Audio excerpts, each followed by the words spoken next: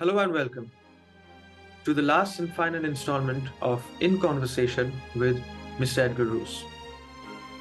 So, Edgar, can you just explain to us what's your process of violin making and why is it unique from others? Uh, that's a tricky question. Let's say everybody brings his own story and his own life into it. When I came from Austria, which is about 5 hours drive from where I live, but you can also within 3 hours you're actually from Austria here in Cremona, because it's Europe is very small and all the countries are quite Right. next to each other. Uh, and borders have been traced much later, by the way. Um, when I came here, there was a Cremona which was still in a phase after the Second World War, where the whole violin making has been rediscovered, and because there was nothing left actually from the whole violin making trade, because during wartime people had other problems than building instruments and classical music. So when I came here, I saw a lot of makers. At the time, it seemed to me so many violin makers, over 30 violin makers were there here. Now we're over 190, and it's still probably not enough. But so these makers were influenced, as always, to make something which they can easily sell. At the time, the major customers were Japanese. There were few people from Europe coming here to Cremona. At that time, Germany and the violin making school in Germany was very popular, because they were famous to make very precise craftsmanship, very precise fingerboards, perfectly tuning pegs, things like this. While the making itself in Germany wasn't this attracting and appealing, yeah. And here in Cremona, they had a little bit this Italian way of living. Is, you can tell it even in those years, that it apparently the Japanese wanted a perfect instrument, but the Italians, they had many other interests. It's a little bit now, certainly cultures are coming closer and closer. With every video call, we come closer from India to Europe, and then from Africa to America, and whatever. It's all mixing up, which is a benefit for everybody. But the typical Italian lifestyle is a little bit that you take care of your appearance, that you go to the bar, drink a coffee without milk, with the sugar aside, and this and that. You don't sit down because you have to go to work. In Germany, you wouldn't go to drink a coffee during work time. And they go to them, then they take the newspaper, look a little bit inside, just the head up, and they go out, go back to work, and then they work. At work, let's say in the bank, there's already a long queue, but nobody's there because the cashier went to the bank, and things like this. That was a little bit the classical way of living. Now, things have changed even here in Italy, and they're pretty much working and tough. But still, there is a little bit of this Italian lifestyle, and they have good red wine, and everybody drinks good wine, but you don't see too many people drunken or whatever. It's like in northern Germany or northern Europe, people at the weekend get drunk. You don't see that here. Certainly, you will see people who get drunk, let's say, on the weekend. But it's not like in other parts of the world. Here, it's more a question of living your life as good as possible, and you have, even for lunch, a glass of red wine.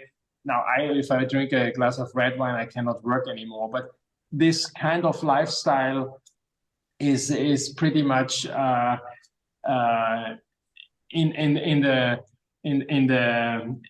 the way of living here, and this was the way of making here in Cremona, which me from Austria, where you are educated to do always the best and to make it, to find a way to achieve the best result.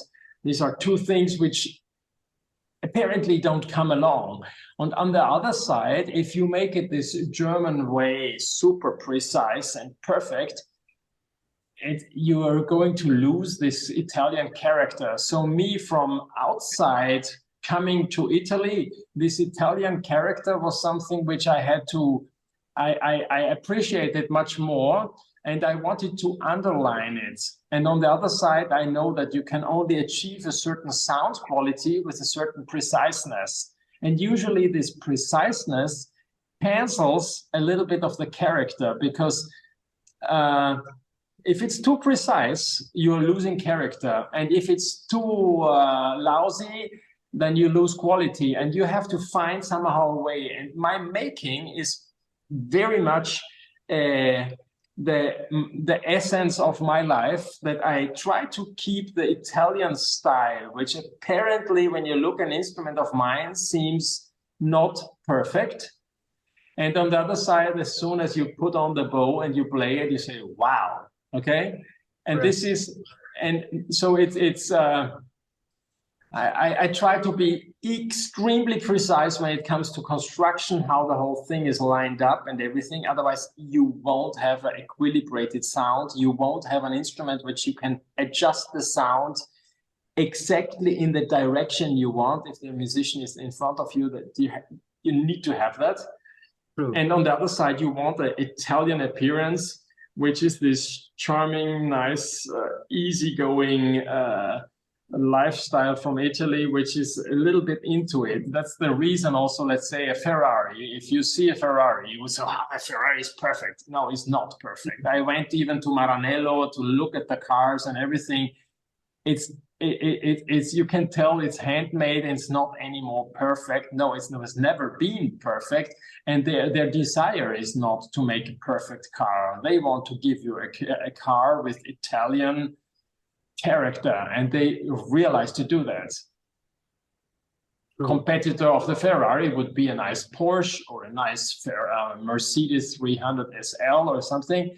When you look at those German sports cars, they are perfect. If you want the perfection, then you go to Germany. If you want the pure Italian character, and then you go to Ferrari or Lamborghini or things like this, yeah? And same in violin making. There is just this additional factor which makes a little bit the difference. And that's why Italian instruments are higher quoted and are more appreciated, or let's say in guitar building, that a Spanish guitar is higher appreciated than a great sounding Japanese guitar. The Japanese made super great guitars, and they did a great job because they were focusing a lot on the perfection.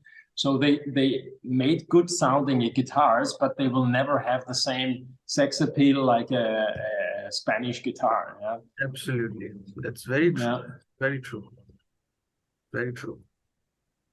So nowadays, a lot of softwares, VSTs, are replacing the actual sound coming out from the down and up bow strokes from a wooden instrument. Do you believe that the art of traditional handmade instruments is disappearing? No, not at all. When I started, I remember that I had the impression that nobody is playing the violin anymore. Yeah, and at the time, I thought already, yeah, this is an art which is going to disappear. And now I already, like 20 years ago, I read an article about that. Never before in human life so many people have played the violin. And even in my family, if I just look now, where we're like 5 children and a lot of small children and nephews, and there are so many who just already in small childhood say, oh, I want to play the cello, I want to play the viola. It's just, how do you know that something like this exists? And they just have this desire to play it, and then they just get lessons and they perform, and they're great. There's a lot of desire out there to play on a great instrument. There are a lot of very economic Chinese instruments where you can buy for, I don't know, yesterday or something, I saw a cello for 600. Believe me, you won't have a great pleasure to play on it. But on the other side, it gives on a lot of people the opportunity to get at least the first step into something.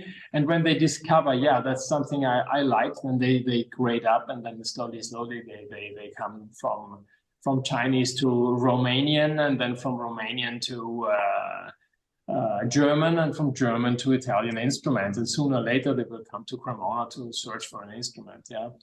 So it's not a dying culture. Not at all. There's so many people out there who play now that it's now during COVID, the whole thing started even more. You would say that we didn't have work. It was incredible how many people just discovered in their time during COVID that they wanted to restart to play. When they were a kid, they had lessons, or the parents didn't want that they study, and now they wanted to. And I had tons of these, and they could afford it, and they wanted a good instrument immediately right from the beginning. There is no worry. Guitar, I think guitar, even I read an article, only in Europe, 27 million people started to play the guitar. Right. Yeah, during COVID. Yeah, so. Yes, during COVID, a lot of people just wanted to learn music and wanted to explore what they did, what they used to do in the childhood. And it's really amazing that people are nowadays inclined towards learning some kind of art form. Yeah. Yeah, but you know, everybody has its own story. Maybe nowadays somebody starts from the cell phone to get into music, and then sooner or later, then you get the desire to play. What I discovered is that if you're good in playing or making your own music on, let's say, on a computer screen or on your cell phone, you automatically will be good as well when you get a flute, guitar, or a violin. Yeah, this is it's just there is something else in your mind which is going up, and then you automatically you're performing well.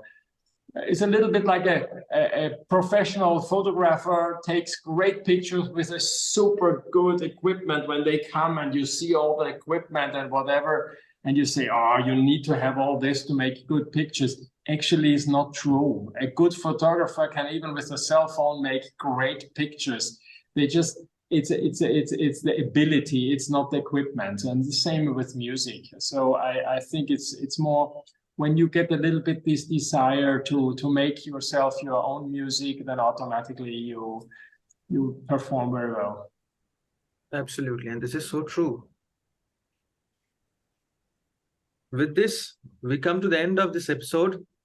It's been really an exciting show to just listen to the words of a great violin maker who started off at very young age and has come 40 years and also has done a stellar work during his career and has created one of the best instruments from Cremona, Italy. Edgar, thank you for your time and speaking to us. It has really... Thank you.